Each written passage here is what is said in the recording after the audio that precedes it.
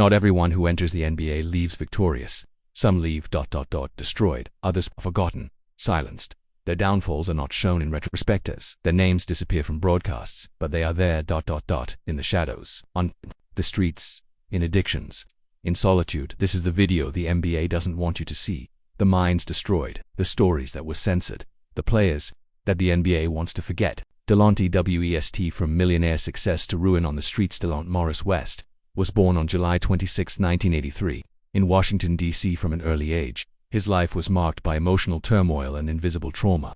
Growing up in a neighborhood marked by violence, poverty, and abandonment, Delonte found in basketball not only an escape, but an identity, a way of existing, a shield against all the worst that the world seemed to promise. His rise was meteoric. After standing out at St. Joseph's University, he was chosen in the first round of the 2004 draft by the Boston Celtics. On the court, he displayed talent, vision of the game, and an enigmatic calm. Off the court, no one imagined what was going on behind the scenes in his mind. West was diagnosed with bipolar disorder early in his career. The news was hushed up by the media. At the time, mental health was seen as a weakness, something that franchises and sponsors preferred to hide. Even so, he kept playing. He played for the Cleveland Cavaliers, the Dallas Mavericks, and he even played alongside LeBron James. But something was wrong. There always was. The emotional instability was visible to anyone who wanted to see it, but no one wanted to. Delonte began to exhibit strange behaviors, often mistaken for rebellion or laziness. But there were symptoms. He suffered episodes of paranoia, insomnia, and outbursts of emotion at inappropriate times. Even so, he was pressured to play, to perform, to keep quiet. In 2009, the collapse became visible. Delonte was arrested carrying firearms on a motorcycle, 3 pistols, a shotgun, all of this inside a guitar case. He seemed to be running away from something, maybe someone, or, more likely, himself. The image of the smiling player gave way to a cold police record, and the NBA was silent. No public action, no attempt to care, just silence. And silence, in this case, meant abandonment. From that moment on, his career began to crumble. The Dallas Mavericks gave him a chance in 2011, but the episodes of instability continued. In 2012, he was dismissed for conduct detrimental to the team. Translation: he was in crisis, crying for help, and the answer was, go away. The NBA is a machine. It creates heroes and discards those who stop working. Delonte stopped performing, therefore he ceased to exist. After being released by the NBA, West went through minor leagues, international leagues, until he was forgotten, without support, without medical care, without a transition plan. And then came the videos. Between 2016 and 2023, Delonte West began to be seen in disturbing recordings, wandering aimlessly through the streets of Dallas or barefoot outside gas stations. In some videos, he talked to himself. In others, he was attacked. In one of the most shocking moments, he is seen with his hospital gown still on, sitting on the sidewalk, staring into space. He was no longer a former player. He was a ghost. He was arrested for attempted trespassing, assault, resisting arrest, and drug use. In one of the leaked videos, Delonte screams at the camera, "You don't know what I've been through." And, in fact, no one knew, because no one wanted to listen. Mark Cuban, owner of the Dallas Mavericks, tried to help. He picked Delonte up on the street and took him to a rehab clinic. For a few weeks there was hope. But healing a broken mind is not easy, especially when the entire system worked to ignore the signs. The world watched. Delonte liked someone watching an accident in slow motion, but few actually tried to stop the car from crashing. The question is, how did the NBA allow this to happen? The league that promotes mind care campaigns kept quiet about Delonte West for years, and it wasn't out of carelessness. It was out of convenience. Delonte was no longer good for business, so he was swept under the rug, but he's still there, on the streets, on security cameras, in forgotten headlines. A man broken not just by illness but by neglect. Delonte West wasn't an isolated case. He was the first to fall, and now, let's count all the others who followed the same path. Glenn Davis was one of those characters who seemed larger than life. With his charismatic nickname, Big Baby, he won the hearts of fans, not only for his imposing physique and skill on the court, but also for his outgoing personality, funny faces, and relaxed interviews. He was part of that legendary Boston Celtics squad that won the championship in 2008, alongside names like Kevin Garnett, Paul Pierce, and Ray Allen. On that team, Glenn seemed like a happy kid living the American dream: fame, titles, recognition. But what no one saw was that, inside that smiling shell, there was a man in collapse. Glenn was raised in Baton Rouge, Louisiana, in an environment that mixed financial difficulties, broken homes, and a childhood where survival came before emotional stability. There was no father figure. His mother worked 2 jobs to support the family. Young Davis found in basketball an escape valve, a chance to change his own destiny. He grew up bigger than most boys his age, but being too big didn't make his pain any less. He always carried the weight of expectation from an early age. He was called the next Shaq. This constant pressure, combined with an unstable childhood, began to erode something inside him that would later come to light in public: the difficulty of dealing with frustration, limits, and rejection. When he entered the NBA, Glenn knew he wasn't the most talented, but he made up for it with effort, dedication, and a kind of emotional denial. He smiled while sinking. He joked while being subbed. He joked while suffering silent panic attacks. The locker room became his escape pod, but as time went on, his minutes on the court decreased, injuries began to appear, and the NBA, as it always does, began to turn its back on him. Glenn found himself on the sidelines, and that's when everything began to fall apart. After leaving the Boston Celtics, Davis spent time with the Orlando Magic and the Los Angeles Clippers, but nothing compared to the peak of 2008. His presence, it became increasingly rare. And when he left the league for good, without an official retirement, the world simply stopped paying attention to him. But Glenn's mind didn't stop. It expanded in a spiral of confusion, impulsive decisions, invisible addictions, and attitudes that bordered on delirium. Without the rhythm of the NBA, without adequate psychological support, and still dealing with old traumas that had never been treated, Glenn Davis plunged into a self-destructive pattern. He began spending money at a frantic pace, getting involved with people of dubious reputation, and, most seriously, believing that he was still living inside the big baby persona. He couldn't disconnect from the past. He partied hard, displayed an extravagant lifestyle, and maintained an arrogant posture, as if he were at the peak of his powers. But the reality was different. The money started to run out. The debts piled up, and his mind, previously repressed, began to show irreversible cracks. In 2021, Glenn Davis was indicted for participating in a fraud scheme involving the NBA's health plan. The scheme consisted of forging medical procedures in order to receive fraudulent reimbursements. Glenn, along with other players, even simulated the insertion of 15 false teeth in a single day, using fake invoices, inflated prices, and manipulated documents. It was surreal, the kind of action that does not come from a clear mind but from someone in desperation, trying to maintain a life that no longer existed. During the trial, Glenn maintained his composure. He posted videos mocking the accusations, joked with the press, laughed at reporters, but behind the scenes his sanity was already at its limit. He was found guilty in several of the cases and, in 2024, was sentenced to 40 months in federal prison. Big Baby was now just a number, a defendant, a shadow of his former self. The NBA, of course, did not mention the case. There was no statement of repudiation, just silence, because Glenn Davis, with his public breakdown, tarnished the image of perfection that the league insists on selling. So he was erased. He disappeared from retrospectives. He ceased to exist in the collective imagination. But the signs were there, all along. Glenn spoke openly about his lack of emotional control, about his difficulty trusting people, about his impulsiveness, but no one listened, because as long as he was entertaining, everything was fine. When he stopped being entertaining, he became a nuisance. That's the cycle. And Glenn was just another one to be sucked into it. Today Glenn Davis is far from TV, the NBA, the spotlight. He lives in seclusion, facing a punishment that goes beyond prison. It's the punishment of having been abandoned by an institution that used him and then discarded him. He's not only guilty of fraud, he's a product of a system that never bothered to prepare him for the end. It never helped him take care of his mind. It never taught him to differentiate fame from identity. Glenn confused the two, and when the fame was gone, he didn't know who he was, and no one was there to remind him. Now he's just another name erased from history. Another one the NBA wants us to forget. But we won't forget, because Glenn Davis isn't just a personal failure. He's a collective failure, a failure that was ignored, hushed up, and like so many others, censored. Chris Herron was born in Fall River, Massachusetts, a place where community pride was measured by the number of local athletes who managed to escape poverty through sports. The Herron family was well known. The surname carried history, tradition, and expectations. And Chris was seen from a young age as the heir to glory. Handsome, charismatic, talented. Everything about him screamed success. And perhaps for that very reason, from an early age he was trained to hide any sign of weakness. Vulnerability was unacceptable. He was supposed to be strong, always strong. His basketball talent exploded while he was still in high school.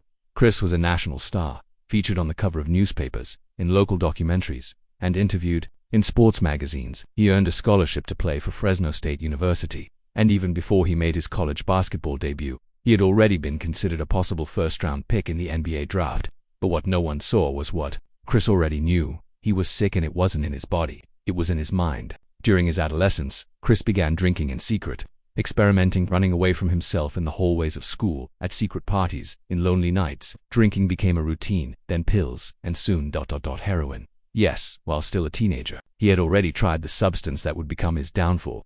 In college, his addiction deepened. He would miss practices, disappear for days, have panic attacks and severe emotional breakdowns. Even so, the school kept him on the team because he sold tickets, because his name was worth more than his health.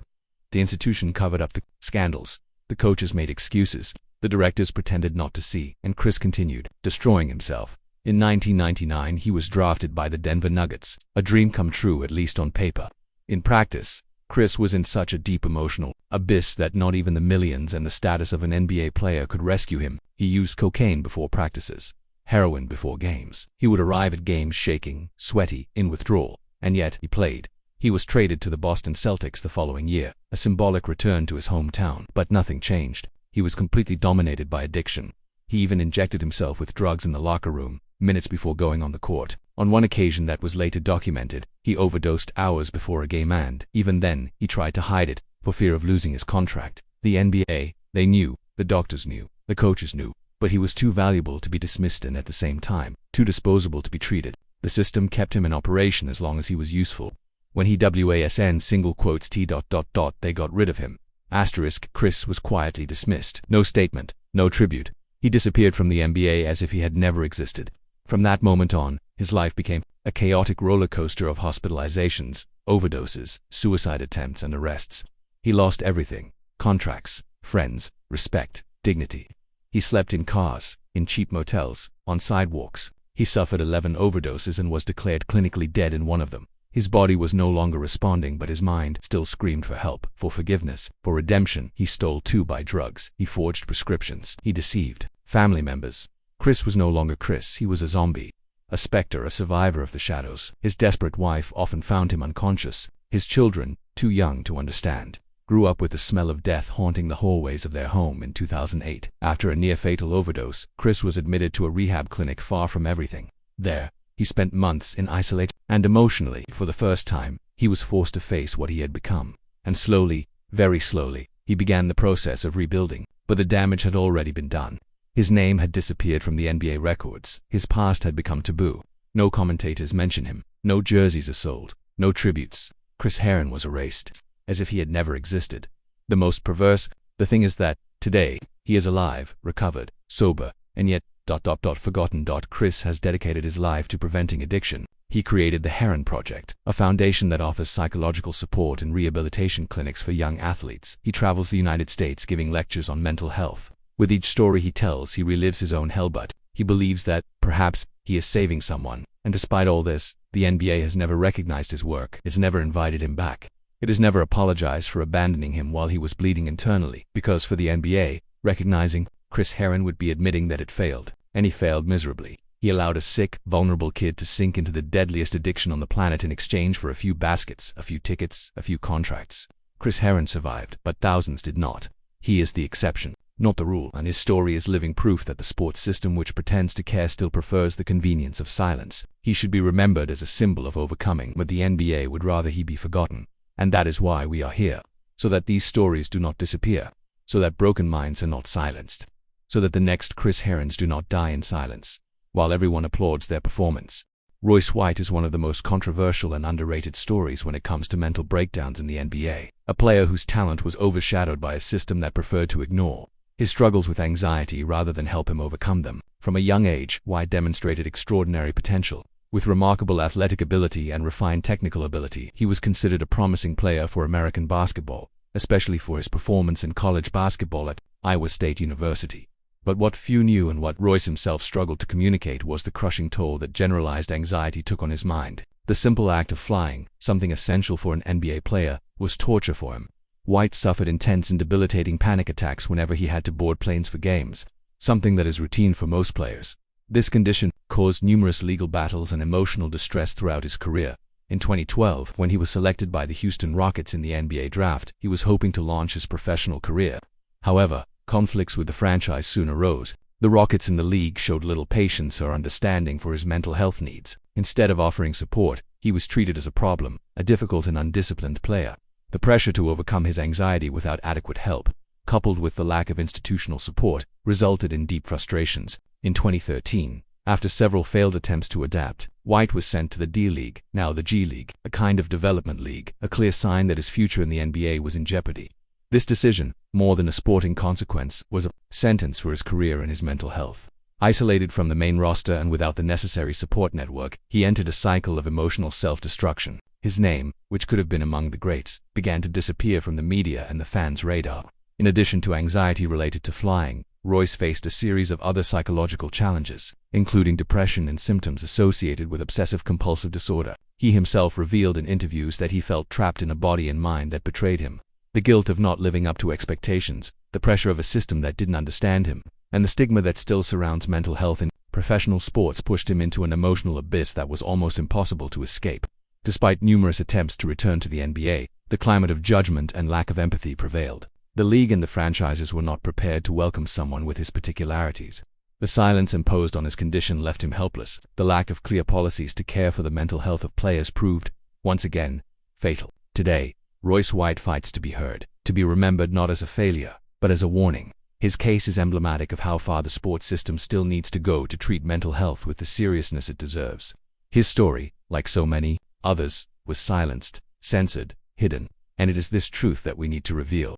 Larry Sanders is yet another striking example of the shadows that hang over the lives of NBA players when the cameras are off. His talent was undeniable, an imposing center, known for his aggressive defense, dominant rebounding, and physical presence that intimidated opponents. In the eyes of the public, Larry was the promise of a bright future, a player who could dominate games and be a key player for his team, the Milwaukee Bucks. However, behind this talent, there was a silent battle that few could see, an internal, a struggle that would eventually consume his career and his mental health.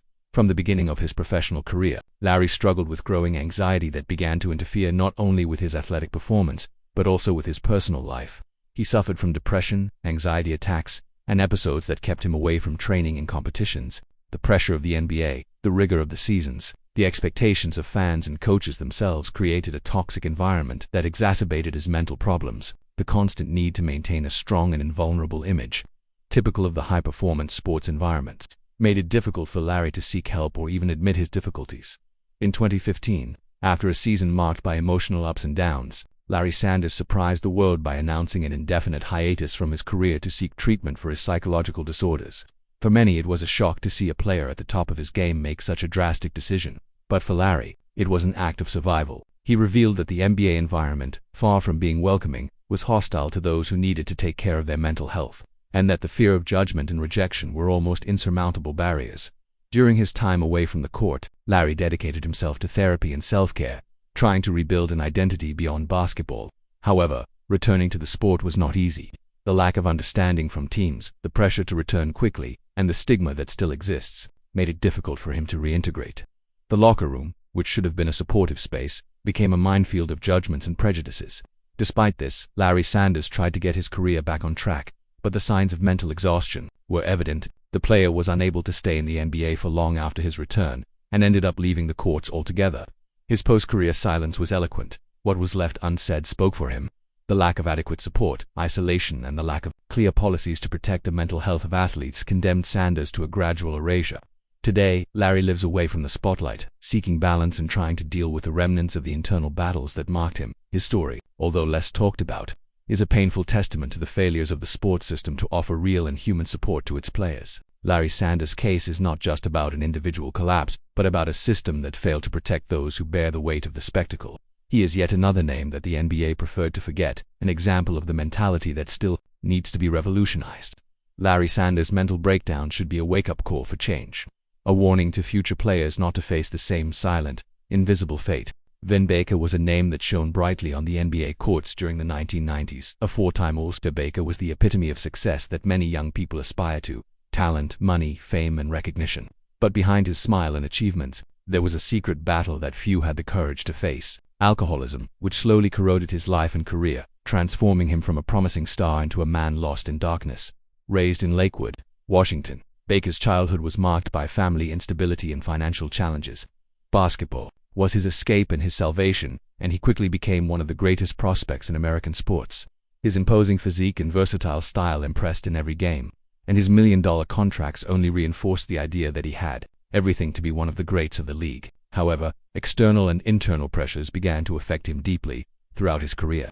Baker began to turn to alcohol as a way to deal with stress, anxiety, and personal frustrations. The consumption, initially social, became an addiction. and episodes of drinking began to interfere with his performance on and off the court. Problems with teams, missed training sessions, and suspensions became frequent. But what few knew was how serious his struggle with addiction was. After retiring, the situation worsened. Baker faced several arrests for drunk driving, lost his home, and saw his personal relationships fall apart. His downfall was rapid and devastating, a cruel reflection of the lack of real support and follow-up for players who faced mental health problems and drug addiction after fame. Despite numerous attempts at recovery, Vin Baker remained on the fringes of society for years, struggling to rebuild his life amid the wreckage. Today, he works as a coach, seeking to help young people avoid the same mistakes, but his story remains a dark reminder of the price that neglecting one's mental health can take, and that is exactly why these stories need to be told. Because behind the shine of the stars, there are real lives, fragility and pain that the NBA often prefers to hide. If you've made it this far, you know that these stories are essential to understanding the complexity of players' lives beyond the court. Subscribe to the channel to continue watching content that reveals the hidden sides of basketball.